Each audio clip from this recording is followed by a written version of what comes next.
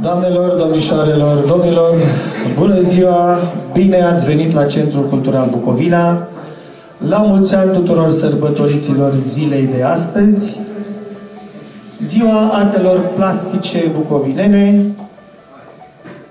la 20 de ani, un proiect ce a prins contur la vremea aceea pus pe roate de maestrul Mihai Păzaru Pim și scriitorul Ion Drăgușanu. Vă mulțumesc pentru invitație.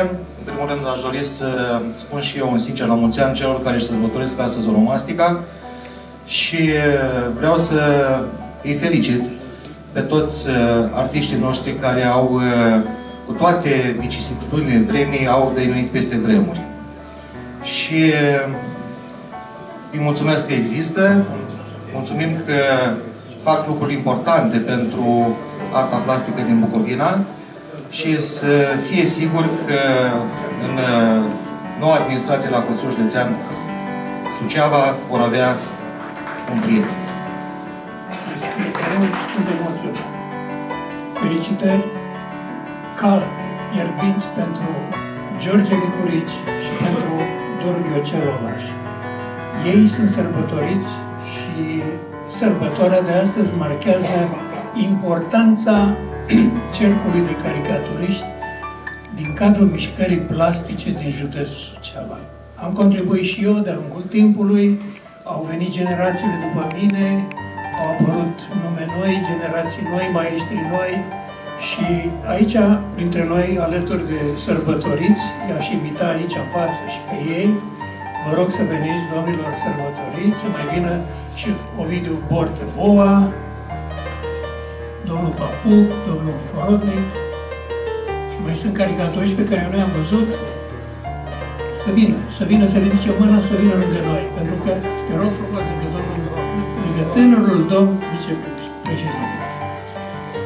Vreau să vă spun că și eu sunt luată de prezența unei autorități care se numește Nicolae Robu, care de profesie este profesor și pe care l-am întâlnit de-a lungul timpului în mișcările noastre Centrul Cultural Bucovina, prin programul acela pe care și noastre cei prezenți aici, și ați participat la o ședință, ne-ați, cum să zic, ne-ați inspirat de-a lungul artelor. Și acum asta reiteram la prima mea întâlnire cu domnul vicepreședinte, acel răsunet pe care îl are. Și acum, la nivelul oricărei comunități, această întâlnire cu localitățile, cu potențialul cultural al localităților.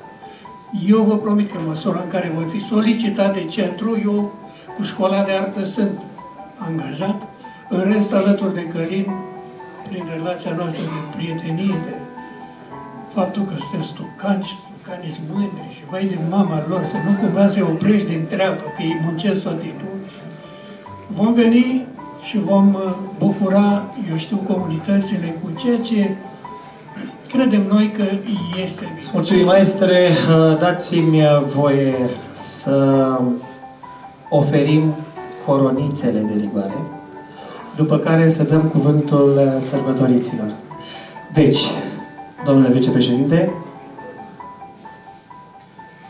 se conferă titlul de senior al artelor plastice bucovinene artistului plastic Doru Olaș pentru întreaga activitate artistică.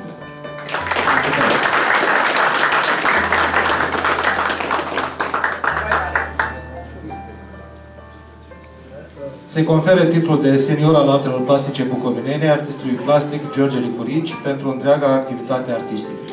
Felicitări!